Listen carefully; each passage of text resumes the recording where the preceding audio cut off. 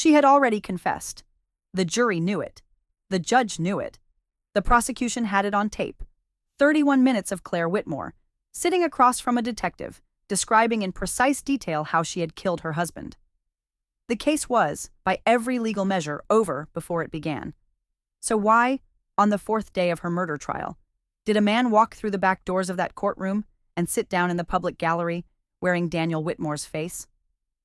My name doesn't matter. What matters is this.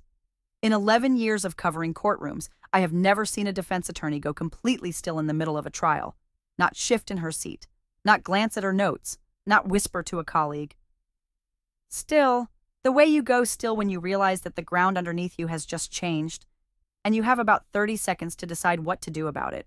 Claire Whitmore was 38 years old when she walked into the Millfield Police Department on the morning of October 14th and told Detective Ray Holt that she had killed her husband. No lawyer, no phone call, no hesitation. She sat down, she folded her hands, and she said, "Daniel is dead. I did it. I need to tell you everything." And she did. She described the argument that began at 10 p.m. The escalation.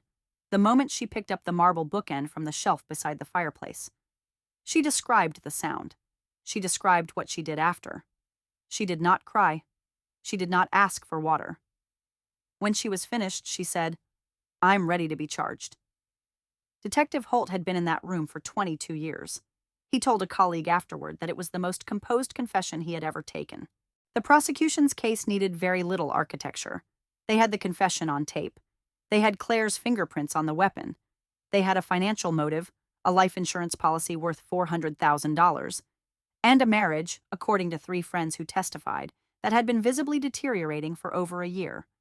The body had never been recovered. Daniel Whitmore had last been seen by a neighbor leaving the house at 7 p.m. on October 13th, 3 hours before Claire said the argument began. But the prosecution argued this was consistent with her account. He came back. They fought. He never left again.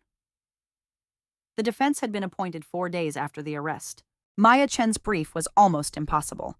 Her client had confessed. On tape, voluntarily, in clinical detail. In her first meeting with Claire, Maya asked the same question she always asked impossible clients. "Is there anything you haven't told me?" Claire looked at her for a long moment. "No," she said. Maya wrote that down. She didn't believe it, but she wrote it down. Trial day 1. Prosecution opening. Methodical. Devastating. Trial day 2. 3 witnesses. The neighbor, a colleague of Daniel's. The detective who took the confession. Each one landed cleanly. No openings. Trial day 3. Maya began her counter-narrative. Not innocence. She couldn't argue innocence. Instead, context. A marriage defined by fear. A woman who had called the police twice in 2 years and been told there wasn't enough to act on. A woman who had told her GP she was afraid of her husband and had been referred to a pamphlet. It was thin. Maya knew it was thin. And then came day 4. The morning session of day 4 opened with Maya cross-examining a forensic analyst about the absence of a body. She was mid-question when the gallery doors opened. Late arrivals were not unusual. Maya did not look up. But the analyst did. And the analyst stopped speaking. Maya looked back. There were 14 people in the public gallery that morning. She had clocked them all at 9 a.m., as she always did. Journalists, a few law students, 2 women she recognized from Claire's neighborhood watch. The man who had just sat down in the back row was not one of them. He looked like he was in his 40s. Dark coat. He sat with his hands in his lap and looked directly at the front of the courtroom. And he had the same jaw, the same hairline, the same particular set to his shoulders as every photograph Maya Chen had spent the last 3 weeks memorizing. He looked exactly like Daniel Whitmore. Now, I want you to understand what Maya Chen knew in that moment. She knew her client had confessed to killing this man. She knew the confession was on tape. She knew that if Daniel Whitmore was alive, if that man in the back row was who she thought he was, then her client had not committed murder. Her client had confessed to a crime that had not happened, which meant one of 3 things. 1. Claire Whitmore had been manipulated into confessing to a staged death. 2. Claire Whitmore knew her husband was alive, and confessed anyway. 3. The man in the back row was not Daniel Whitmore. Maya Chen requested a 10-minute recess. The judge granted it. She walked to the defense table, leaned down, and said 4 words quietly into her client's ear. "Is that your husband?" Claire Whitmore did not turn around. She looked straight ahead, and after 4 seconds, she said, "I don't know what you're talking about." Maya straightened up. She looked at the back of the gallery one more time. The man was already gone. "I need to stop here." Because what Maya Chen had to decide in the next few hours is one of the hardest questions in criminal law. And honestly, one of the hardest questions a person can face. She was Claire's lawyer. Her job, her legal and ethical obligation, was to defend her client. But she had just seen a man who might be the person her client confessed to killing, alive. If she told the court, if she stood up and said, "I believe the victim may still be living," she would be using information that could destroy Claire's defense. Because if Daniel were alive, then why did Claire confess?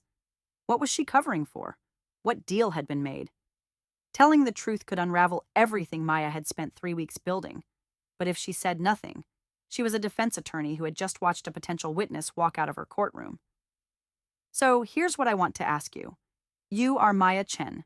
You have 10 minutes before court resumes. Do you report what you saw and risk destroying your client? Or do you say nothing and keep building the case you have? There is no clean answer here. That's the point.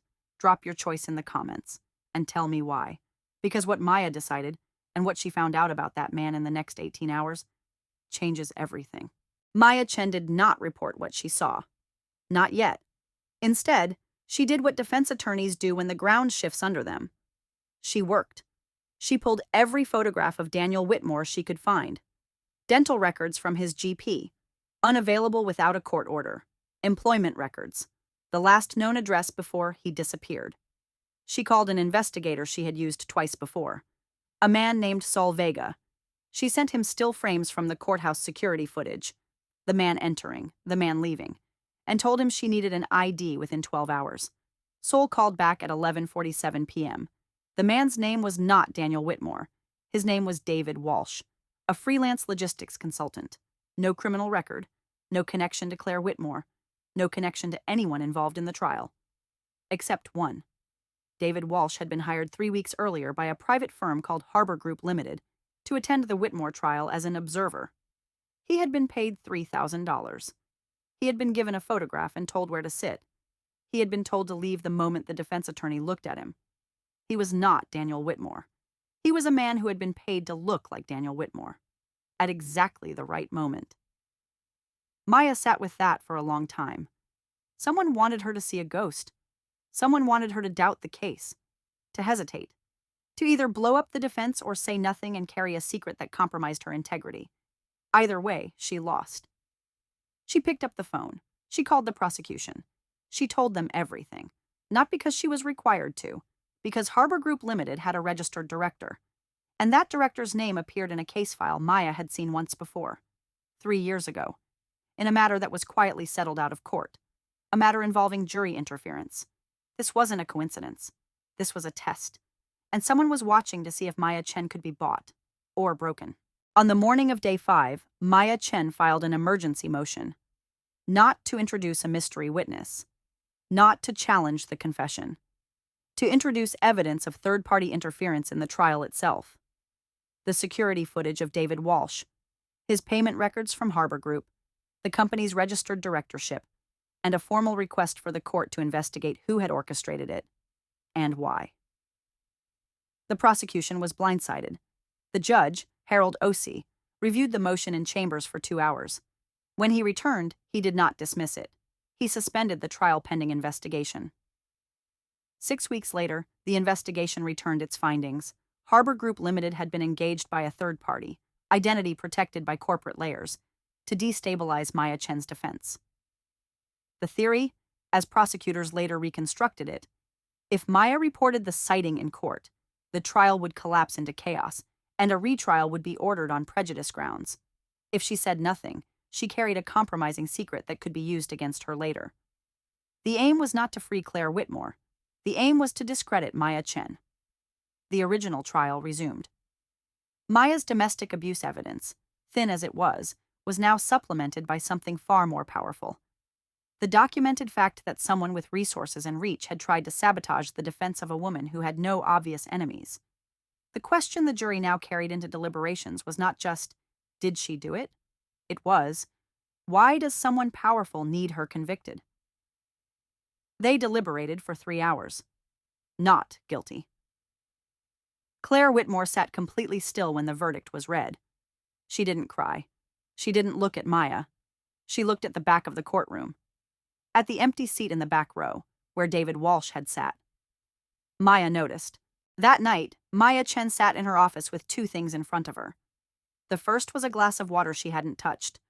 The second was a question she couldn't put down. Claire Whitmore had confessed to killing a man. Voluntarily. Calmly.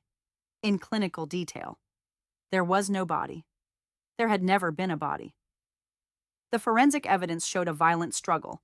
Blood, DNA, trauma evidence, but no remains. The prosecution had argued Daniel Whitmore was dead. The defense had argued Claire Whitmore had acted in fear. Neither side had argued the one thing Maya now couldn't stop thinking about. What if Daniel Whitmore wasn't dead, and Claire knew it? What if the confession wasn't a mistake, or a trauma response, or a woman overwhelmed by guilt? What if it was a plan? Confessed to a murder. No body. A sympathetic defense. A compromised trial. An acquittal. And a husband, somewhere, who could never be found. Because the moment he surfaced, she'd already been tried.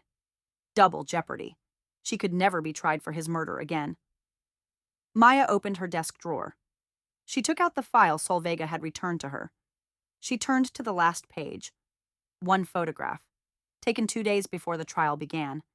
A man and a woman outside a hotel in another city. The man, David Walsh. The actor, the ghost. The woman beside him, laughing, her hand on his arm, was Claire Whitmore. Chen closed the file. She picked up her phone. She did not call the police. She called Claire. It rang 4 times. Then a voice, calm, measured, completely composed, said, "I was wondering when you'd find that."